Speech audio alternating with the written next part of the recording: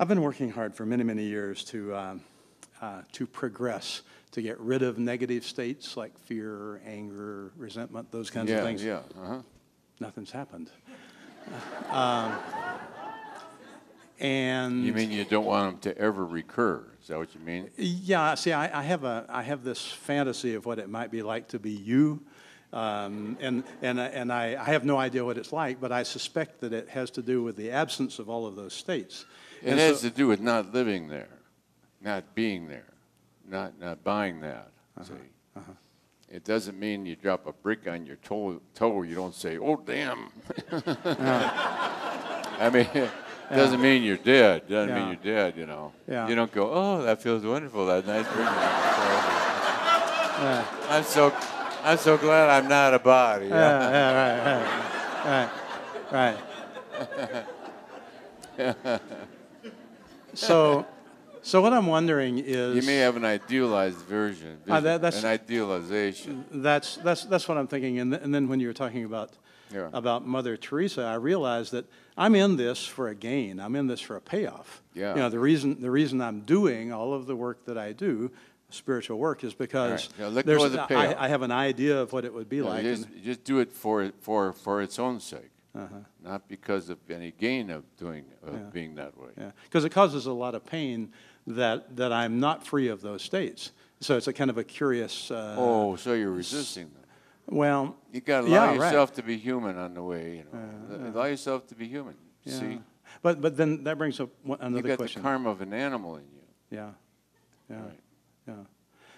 Next question has to do with vigilance. The next fear I have is that if I'm not very, very vigilant for when those states arise, that if I'm asleep to those states. And if I let go of that, what I call vigilance, that I'm afraid I'll lose control. I'm afraid that who knows what might happen. So I have to watch myself very like a hawk all the time. And I'm wondering, you understand my question? Yeah. Is that vigilance becomes exhausting? You're actually, boxed in by it. Yeah, right. So it becomes a trap itself. Well, why rather don't you than let freedom. go resisting those emotional reactions that come and go? They don't mean anything. They're not of any great significance. If you stub your toe, what are you supposed to do? See, well, that's why I wanted to ask you what it's like to be you, because I know what it's like to be me, and it's not. What would you do? What would you do? Huh? What would you do to stub your toe? Oh, ask Vicki.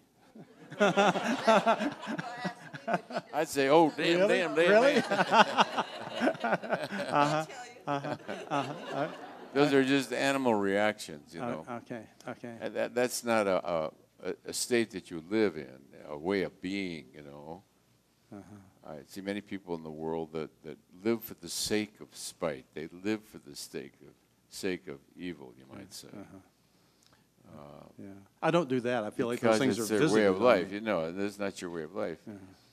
No, you're hoping that the animal reactions, you know, that part of your brain would stop functioning. That's right. I don't think it's going to. I think you just got to make a pet out of it.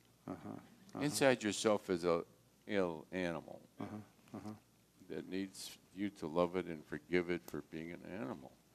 But I'm kind of afraid of it. It's an animal. What are you afraid? Yeah, I'm afraid. I'm afraid if I let it go, who knows what it's going to do. Like what? I mean, the anger, the rage seems like there's a lot more down there. It's primitive. I see. Yeah. You've been suppressing it, repressing it for a lot of ages. Exactly. All right, so you got to uncork it and then let go resisting it and let it just be there. Roll around the floor and be angry. Can I trust that there's something that won't allow that to do damage to someone else? Well, it's called sanity. Well, yeah, but I don't know a lot about that. I mean, in that state, I don't. When that state comes up, there's not a great deal. It's just to overcome with rage. Yeah, well, it feels to me like that, but probably my friends wouldn't say, he's not really all that nasty, but it seems to me like I am. Intolerance of the animal. So yeah, right. All right, you've got to somehow absorb this animal and turn it into loving this animal, and seeing it's just its way of being. the beast within you. But I'm also very concerned about what other people think about me. And, you know, I mean, that's another trap, you know, like if I let people see that I'm really pretty angry, then they're going to say, you know, 25 years, you're not so spiritual, you know. Well, they'll have to get over what they think spiritual is. You know, you can't live up to how they might define it. Right. Yeah. Maybe I have to get over what I think spiritual is, too. Yeah. Could be. To not have any negative emotions means to be quite detached from the world. And, you know, somebody runs over your favorite dog, you're not going to react at all. No, you're going to react. And so I would just normalize the animal in you and say, well, it's just the way he is.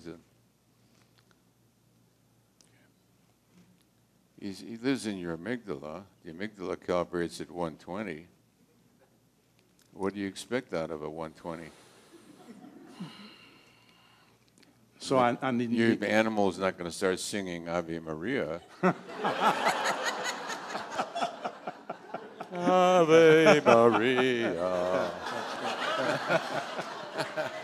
Whenever your animal comes up, try to sing that. I'll do that. That'll work. Thanks so much.